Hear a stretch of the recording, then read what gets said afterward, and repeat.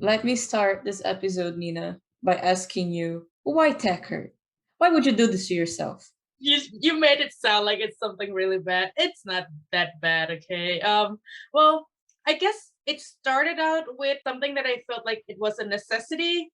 So at DigiPen, they have internship fair every year, and basically what that is that they invited a whole bunch of companies into this big hall and let students go around and talk with the companies, and hopefully they'll get some internship opportunities which Yeah. possibly lead into hiring.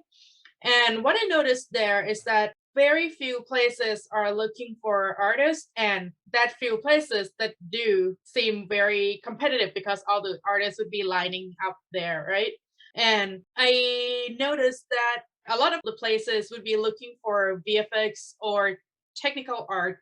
At the time, I didn't really know what tech artist is, so I was like, Yeah. VFX, I know what that is. And so, starting junior year, I decided to take some 2D VFX class to try to get more into that, and that kind of leads me down more of the working in the engine, doing particle system and that kind of stuff. Additionally, the two teams that I was with during the last 2 years at DigiPen, I got an opportunity to become the art lead for those two teams. And from there, I ended up having to pick up whatever tasks were left on making those games. And those are like particle systems or some procedural tools and performance stuff. And that kind of forced me to have to learn technical art more. But I ended up really enjoy it and started teaching myself more of that sort of stuff. And here I am. After graduation, I got a job to become a tech artist at this one small Yeah. VR AR company. I remember. And yeah, Yeah. so that's how I got to become a tech artist. But what about you, Fernanda? Hearing you talk about the internship fair, I feel like now I'm like unlocking some memories deep in my mind of I think maybe that has something to do with me as well, because it was also out of necessity. I just remember our cohort at the internship fair just kind of collectively going, "Oh shit, artists just have it real tough, man." And There were because it very few places looking for artists. That's yeah, I crazy. remember them looking for animators, but even then, like it was very small compared it was a very small necessity compared to how much they wanted like software engineers and game designers and whatever. Yeah. So yeah, I think that's kind of when I decided, this is not gonna get me a job, and I need a job. So yeah, you went down the VFX route, and I went more the rigging route. So Mhm. and I ended up enjoying it. I know I took that Python course at Digip, and I ended up really liking Python. Oh, that's good. Yeah, but I don't know how it was for you, but I feel like I feel like 95% of my tech art skills are self-taught because there's just a lack Hmm. of resources. Like you took a VFX class, right? Well, the VFX class I took was 2D, Yeah. so there was hand drawn stuff. So it has didn't really have anything to do with technical art, but some of the principles, I suppose, was applicable when I did some particle effects in the engine, for example. How did you learn So about particle stuff in VFX? YouTube. Well, I mean, yeah, Yeah, a lot of YouTube videos. yeah, that's where I post my tutorials. Awesome. So You're doing some good stuff for the next generation. yeah, I do know that. So the reason I ask about the class is because I think that nowadays they have like a Houdini class. I heard, and I'm so jealous. Back then, I actually requested a self-study class so that I would have some like allocated time in between all the BC classes to actually teach myself about procedural modeling and Houdini stuff. Mm. So I we had this group self study, and it was a collection of people who were interested in tech art, VFX, and Houdini. But Yeah. yeah, that was pretty much just us having some allocated credited time to look up tutorials and taught ourselves and then write up some reports later. Oh, that's very so basically you did like a self-study where Hmm. you studied? Yes, but it Damn, was in the group. So like the one cool thing is that we have this Slack channel that we sometimes share some resources, but yeah, it was still basically a self-study. I wish we had the like full-fledged Houdini class back then, but we didn't, unfortunately. that's very smart. That's a very smart use of those self-studies, like because okay, you're not taking the Houdini class, but I feel like that also just lets you explore whatever the hell you want with a Hmm. group of people. Yeah, Correct. man, I wish I'd done that. I feel stupid now. I did like a self-study for my dialogue animation and I didn't use that in my reel because it's not tech art. Aw. Oh, it's okay. I have a job now. Everything turned out okay. Yeah, and I mean, it's never too late to get into tech art, you know? Like, I heard stories of so many tech artists that even some people that I talk to from other companies, a lot of them started out as an artist, mostly 3D artists, right? And then Mm, out of certain responsibility that they get at the studio, they start diving more into tech art, and now look at mhm. them. Some of them are like tech art leads now. Yeah, I feel like I know a lot of people who became tech artists who came from an art background, and a lot of people who became tech artists who came from a computer science background. For a long time, I always felt like I was scrambling to catch up to the people with a computer science background because, like, a lot of the stuff we do is more related to logic and engineering than it is to art sometimes. Hmm. So for a long time, I felt, oh, I have an art degree, so I'm trying to teach myself all of these programming skills, but after a long time, I think I realized that it's not necessarily a bad thing. I feel like it allows us to think about solutions differently than like a computer scientist would or Really? a How so? programmer. So I don't know if programmers will be mad at me for saying this, but I feel like programmers explain things in a very difficult way. You know what I'm saying? Oh, in like very technical terms. Yeah. And I feel like I have this ability to stupidify what they say so I can understand it and explain it to people. You know what I'm That's saying? good. Yeah, And I feel like that's a great skill to have. And definitely yeah, is. I think that it comes from an art background because it has to do with communication and communicating with other people. Not that programmers are antisocial and they don't talk to people. I Furiously do feel sipping my like water. having a computer science background does have an edge on tech art position though, because they most likely have a stronger coding skills or deeper knowledge into how computer works. But here's the thing. Like if you're a tech artist and you're making UI and you're trying to design a UI to be very efficient and user friendly, wouldn't an art background give you more of an advantage on that? It could, yeah. Because every time that I use a tool made by a programmer, I always get really sad because I don't understand it and it's very ugly. uh With all due respect to the programmers listening to this, if there's anyone listening to this, but yeah, and like yeah, I get what you mean. yeah, like I said, I don't think like one is better than the other, but also learning programming as someone who learned both programming and art, I definitely feel like programming was easier because it's not subjective or it's not as subjective. Like there is a right or wrong Hmm. because math 2 + 2 = 4 as compared to art, you can do things many different ways. So some things are more efficient, some things are not efficient. And it also depends on the taste of the viewer, like, oh, is this beautiful or not, and Yeah, depends on the context. art is so complicated. Tech are so complicated, and we're tech artists. We're like double complicated. Hmm.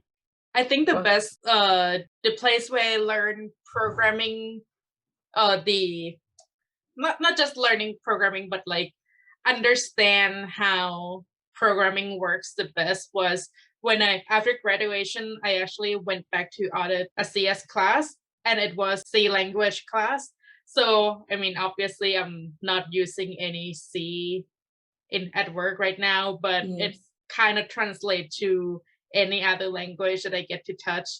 and Professor Mead taught that class, and it was mind blowing. I felt like I never understand programming as well as like until I get to take that class before. Had you taken any other programming course before that? Well, the mandatory Python Oh, class yeah. that all artists took. And Mhm. I feel like, I mean, okay, I understand that, okay, there are all these functions to memorize and then put them together and it magically works somehow, but I never really understand of like, okay, this is how a function is parsed from Yeah.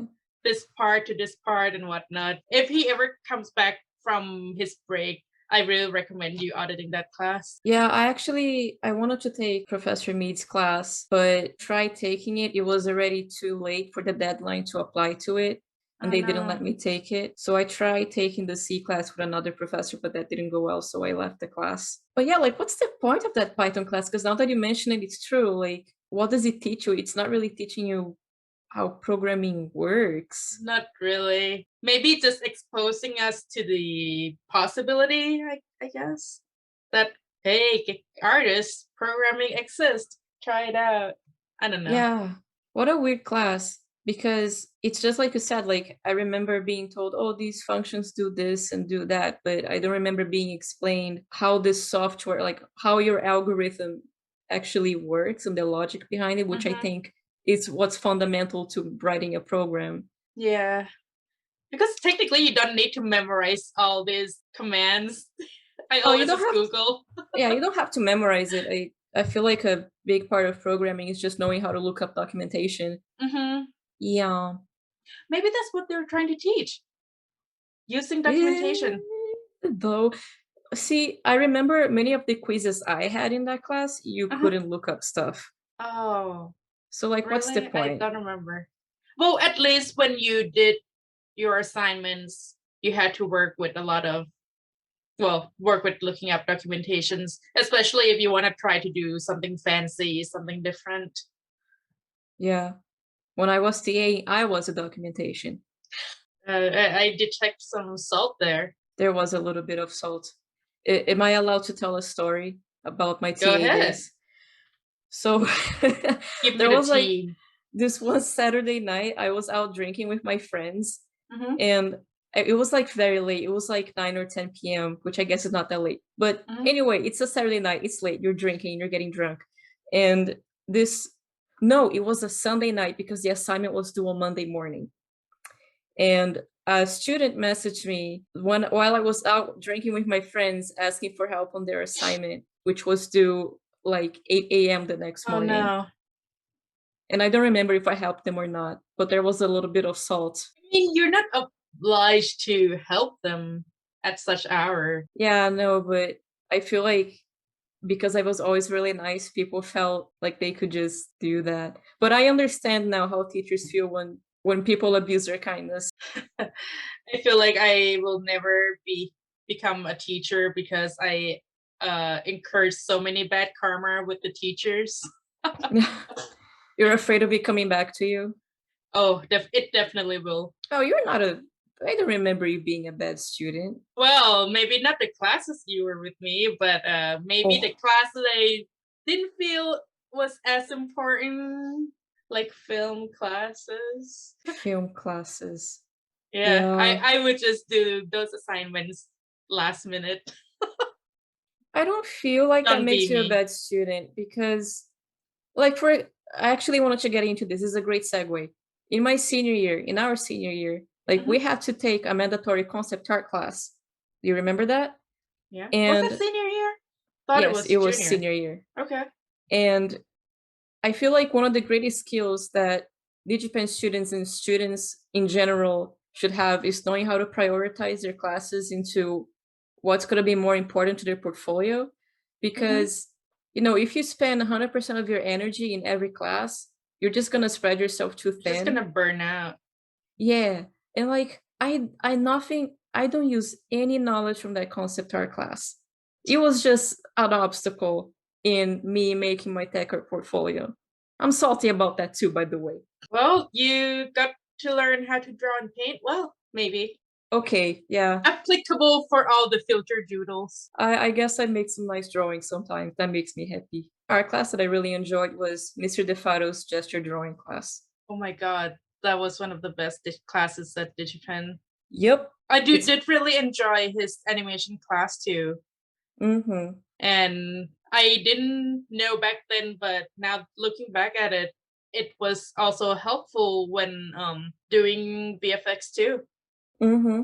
Even with like stupid particle systems, I still thought back to his teachings like clarity is king. Yep. How And many that's true times for was so that many sentence things. said? I was writing my post about resumes the other day, and like Uh-huh. when thinking about the layout of your resume, clarity is king. And like, There you you know, go. a lot of people they make their resumes way too fancy and you don't understand anything. Like a lot of people in our cohort did. Oh gosh, I hate the power bar. You know, like the character bar, sometimes like you get this spider web graph with like agility, attack, strain, Yeah. whatever. And I would see that, but put it in like leadership, communication, Oh my technical. God. That's I cringe just want to 101 kill right myself there. when I see that. A lot of them are misled by bad advice. So it's not really totally on their fault. But yeah, game designers especially really like those HP bars or whatever you call Uh, them. because it looks more game designy. I'm a gamer.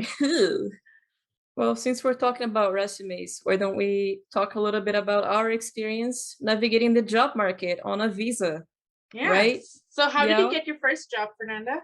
it was a lot of luck. I don't know. I feel like so many planets aligned. You know what I'm saying? Like there was luck, there was hard work, there was a lot of networking on my side. Hmm. So let me tell you another story. The summer before the whole job hunting thing was going on, I Okay. went to this networking event, which I didn't want to go because I was too lazy, but my partner at the time forced me to go.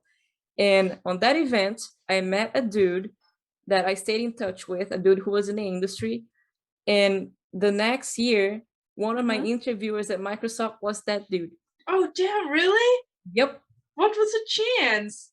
Who knows? Who? Well, also because I kept in touch with him because of the networking. Uh-huh. When the opportunity at his studio showed up, he was like, "Hey, we have this job role. Would you be interested? I can be a reference for you." And I was like, "Hell yeah, dude! I'm desperate. Please." Did you say that? I'm desperate. I don't remember if I said I'm desperate, but I feel like everybody seems a little desperate when they're a student Oh, for looking for a sure. job. I mean, even now that I'm working, I'm so desperate. We're all desperate beings, really. Yeah. How about you, Nina? So the last 2 years at DigiPen, I just applied to places like crazy. I didn't even keep track of how many. I just had this little spreadsheet. I couldn't just remember. I need some tracking so that when I see another job posting, I control F in my spreadsheet and see if I already Yeah. applied or not. And nothing really went anywhere. I did get Mhm. some interviews and what. Wait, did I even get interview? Maybe some phone calls, but I not sure as really. hell didn't. Yeah, it was pretty bleak. But then one of the student advisor posted this position in one of the DigiPen Facebook group, Yeah. and I decided to apply. And oh my goodness, there was a big questionnaire that I had to fill, gauging my skill from like 0 to 10 for like Mhm. very detailed little things like UV unwrapping modeling, leadership, like everything. It was crazy. That's And that's a after little that, sus. I was like feeling a little weirded out, but being desperate as I Yeah, was, like I no did it judgment. anyway. I applied to everything, and they decided to give me a chance to do some art tests, and got to go talk to them in person in West Seattle. And I guess they liked me because I was able to do like a variety of things. They were like a small startup VR AR company, right? So the Mhm. fewer people they had to hire, the better. And I was like very much a generalist back then. I was able to model, concept, texture, animate, brick, Yeah. take art. So it was like a complete package minus programming. And yeah, so Nina, the human Swiss knife. I guess. But yeah, so I got to work with them for about a year. That was a great experience. Yeah, I also had a little spreadsheet because I kept applying to a bunch of things. Hmm. And I think I remember applying to more than 80 or 90 positions. It was like a Oh, very huge jeez. number. And I got one fun interview where the guy interviewing me clearly didn't read my resume because in my resume was stated that I was still a student. And the guy, as soon as he found out that I was still a student, he was like, "Oh, okay, we'll keep in touch," which is interview talk for goodbye. Oh, that's the um worst. yeah, but I had an art test from a certain company that I will not name, but it's a All big right. company. And I finished the art test and they rejected me saying that, "Oh, I didn't it seemed like you didn't spend enough time on it," even though that I did. And like I asked a bunch of people for feedback and they all told me it was really great. Uh-huh. Did they say anything in specific? What was wrong with your No. test? And afterwards I asked them politely, "Hey, like could you give me some feedback so I can improve?" Ghost noises. They Oh, just ghosted me. I And feel yeah, like the least that a company can do when they get your application is to write a short reply back to you that's saying that like you don't get it. the fact that I even did an art test, which is like a few steps beyond just Oh, sending in right. your Yeah. application, is so bad. Yeah, that was one of my lowest points in senior year, getting that rejection, because that's when I was like, "Oh, I'm so close to getting You were it." working very hard at that piece and whatnot. Yeah, but then not long after, that's when I got my first job at Microsoft. Also, the other thing with this job is they reached out to me. The animation lead reached out to me on LinkedIn because they liked my stuff. And then I did the art test for them. So it wasn't even like I applied. But yeah, there are many situations nowadays where companies that ghosted me, recruiters that ghosted me, will reach out and slide into my DMs and be like, "Hey girl, you're a tech artist experience girl. We have these roles for you, girl." Yeah. And now I'm like, you know what I'm saying? The funniest kind of recruiters that I got reaching out to me were the ones that say, "Hey, we took had a careful review of your profile. We think that you're a great fit. Would you be interested in a technical environment art position at 343?" And I'm like, Oh my "Did you really god. look at my profile? Did you though?" In case anyone missed my introduction in the first episode, I am already a technical artist at 343. Yeah, you are the technical environment artist at Tree. I mean, they probably go through tons and tons of profiles Yeah. per day, so I don't blame them, but still, that was kind of funny. Yeah, I had this debate with a few friends of mine a while ago. Of I told them I have trouble giving recruiters the benefit of the doubt and feeling comfortable when they reach out to me because of all this, I don't want to say backstabbing, but like shitty situations that I've had.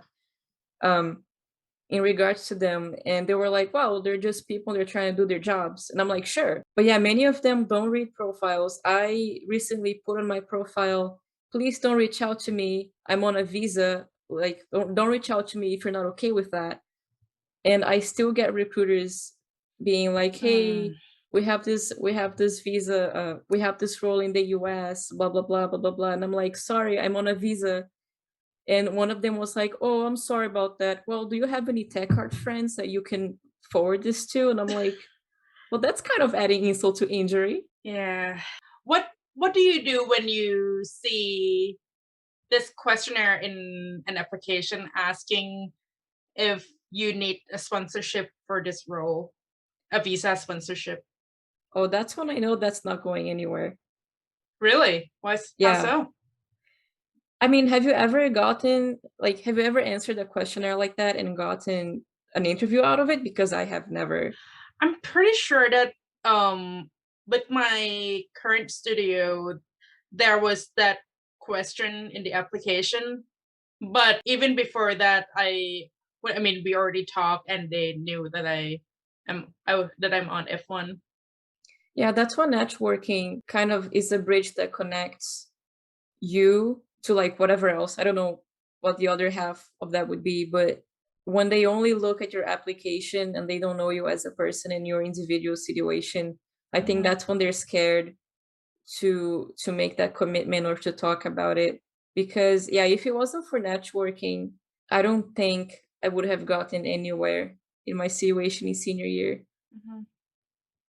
So now that we're in pandemic era, how how do you network now? Since we can't physically go to any events.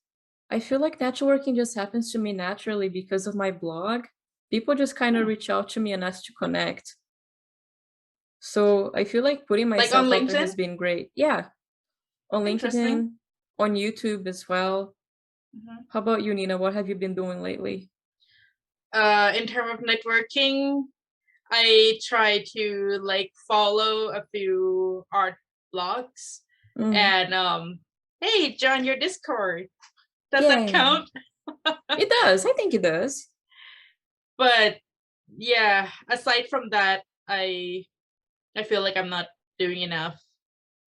But Oh, I mean, we are in the middle of a deadly pandemic, so yeah. know what I'm saying? So speaking of networking, I heard this question many times while going to college.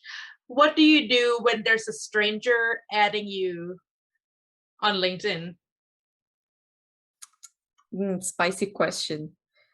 Uh, Personally, if it's someone more or less in my area, like, oh, a recruiter, sure, I'll add them. Although usually what happens afterwards is they give me a job posting that has nothing to do with what I do. But anyway, if it's someone like, oh, I work in tech art or rigging animation, I usually add them. Mm-hmm. If it's someone who has an area completely unrelated to mine, I don't. I've had people add me and then immediately message me saying, hey, can you advertise our software to your network? And that's when I immediately disconnect. Interesting. I don't think I ever got that, but yeah, good call. But yeah, that's how I deal with random people adding me. How do you feel about it? So I I don't remember where I heard this. Maybe just someone at my company. I don't know. But they were like, well, I'm not here to what was the word? Something like I'm not here to make friends, but to make professional connection on LinkedIn. So yeah, they just accept everyone in case there's like an opportunity or something. So I don't think of it as ruthlessly like that because I still feel like if from professional connection and if we can also become friends, once we get to work together and whatnot, it's so great, right? But it's not Facebook or Twitter, right? It's like Yeah. a professional networking tool. So I just basically accept everyone unless they start being weird, then that will then be taken into consideration. Really? Even if like, okay, like someone completely unrelated, like, oh, I'm a baker and I add you a technical artist, would you still accept? I never had a baker at me, but maybe they add me because they want to know more about digital art or something. I don't know. I don't know, man. If they want to know more about digital art, isn't LinkedIn kind of the weird place to find out about it? Like, Or want to hire a digital artist to do some 3D experience with them or something. I don't know. I don't But know, I yeah, could see it. basically on LinkedIn I accept everyone. How many connections do you have? I think I have like more than 800. I only have 461. Damn, I'm winning. You gotta collect them like Pokemon. Oh, I don't think I ever give a conclusive answer to this, but whenever I see the do you need sponsorship for this role question in the application, I still think that the best way is to, always be honest and upfront.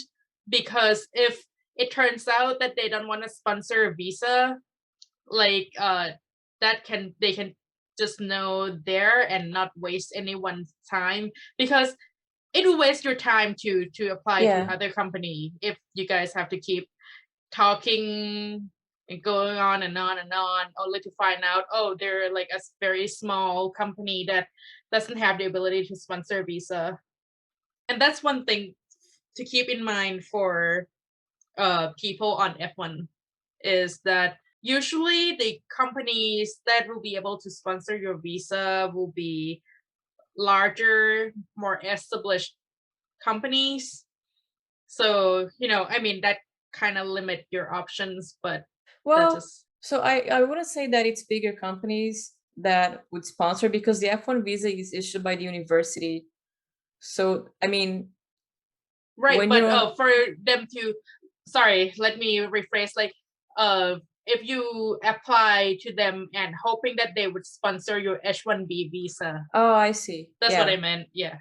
Yeah, and when you're a student who's about to start your OPT, a lot of companies are scared when you mention that you're on your Mm-hmm. visa. They automatically assume, oh no, like we're gonna have to pay a lot of money to keep this person. And unfortunately, a lot of times that drives them away from you. Mm-hmm. And that's why creating those personal connections with recruiters and like teachers that can be a reference to you so you can explain, no, like when I'm on an F1 visa, my university is the one sponsoring me, so you guys don't have to pay anything. For That, 3 years. yeah, for 3 years if you're on a STEM degree, that is what's extremely important to get across. Mm-hmm. When you're job hunting, networking is very Yeah. important. I heard some horror story that some recruiter just automatically discard applications with foreign sounding names because they thought that they would have to sponsor a visa. I'm the one who posted that on Facebook. Was that Yeah. you? Oh my god. I don't remember what I posted on LinkedIn. Yeah, I don't remember, but this person reached out to me, another Latina.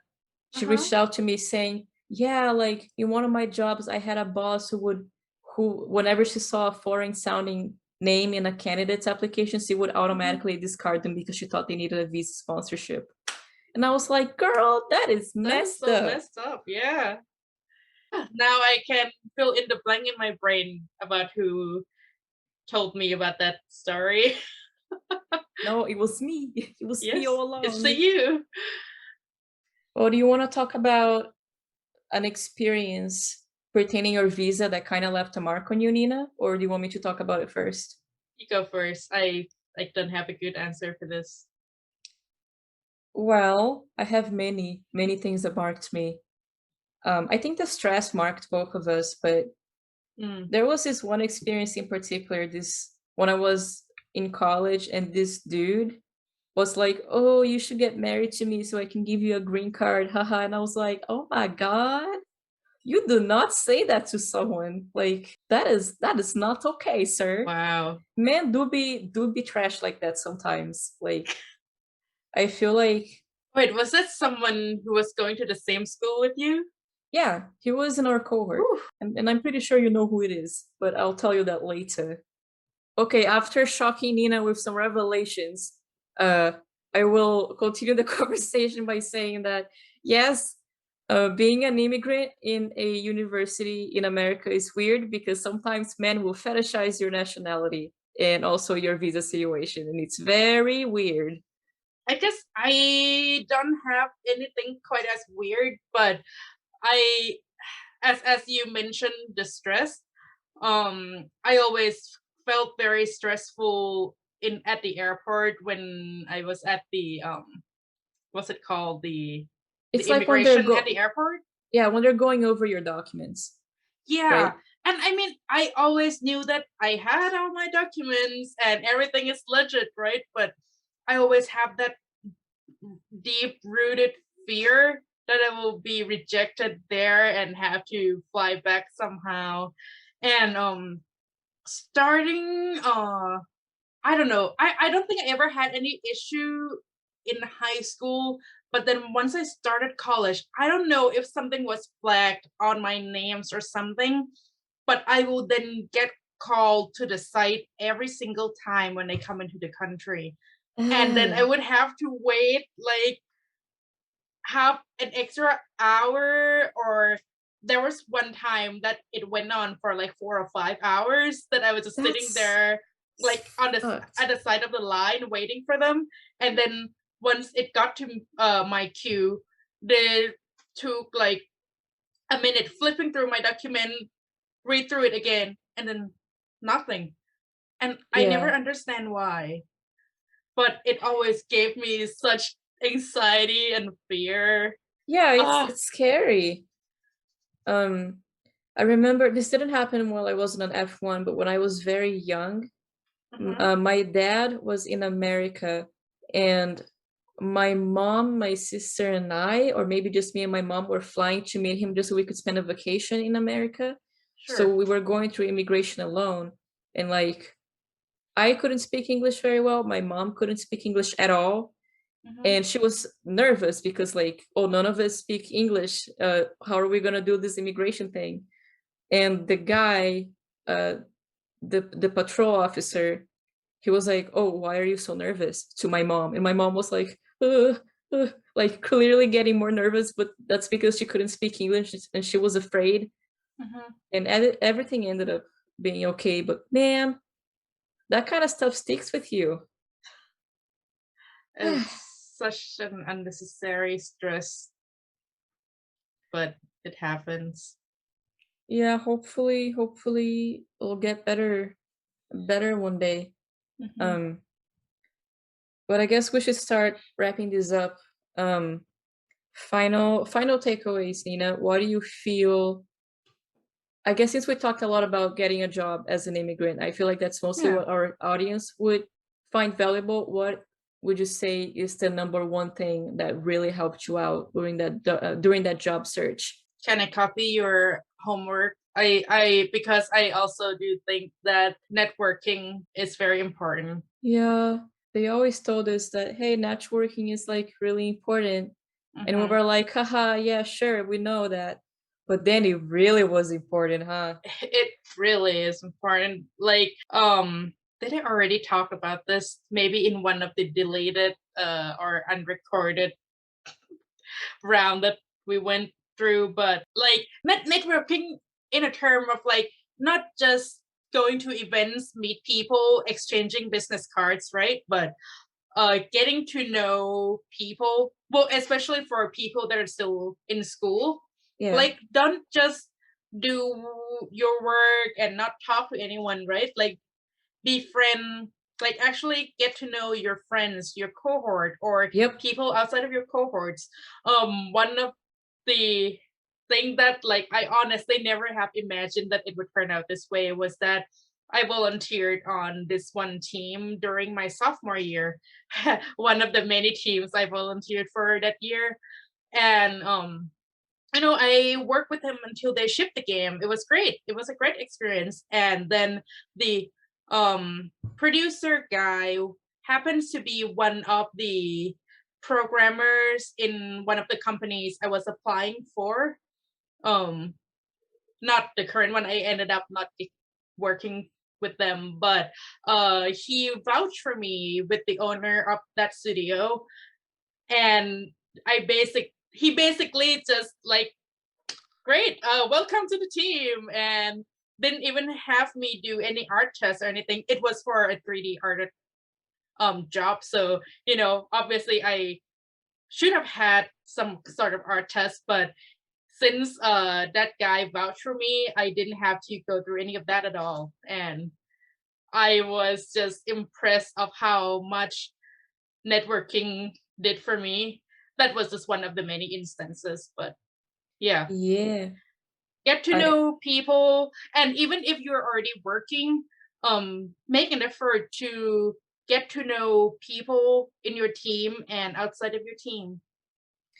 Yeah, I would even add to that and get to know, or I guess like you don't have to be best buddies with them, but try to make a good impression on your teachers and professors because they also are That able to too. open so many doors to you. I Mm-hmm. had lots of teachers who were really there for me and wanted to help me out. And reiterating what you just said, like all of my friends were completely ready to jump in and be a reference for me on any job application that they could be. Oh wow. Um, yeah, I had a really wonderful support system that came out of networking and also being a decent person. I also I remember you posting about this, but I've read uh quite a few stories about this before of like how some people would go into a job interview and was being mean to the receptionist or the cleaning people there, and Yeah. then turns out uh those people reported to the hiring person, and so he didn't get a job. So just, be a good person always. You know, I always feel like if you have to make that much of an effort to be a decent person, you should probably go to therapy. Like there is something going on there. Because like I feel like we don't have to try that hard to be nice. You know what I'm saying? Yeah, just be Like, nice to people. yeah, Think of Treat other people like how you would like to be treated. yeah, exactly. Just unless you like to be treated badly. I don't know. Anyway, takeaways is networking is good. Be nice to people. That is it. Yep. And hey, Fernanda, do you want to drop where people can follow your work if they're interested? There's the YouTube where this podcast is posted. There's some featured channels that y'all should check. We have like Nina, we have 4 subscribers on this podcast already. One Oh of them my is my god. mom, but And that's one of them okay. is me. Yeah, and the other one is me. Oh my Wait, god, who's that one so there person? is one person. All right. Thank you so much for listening. Bye.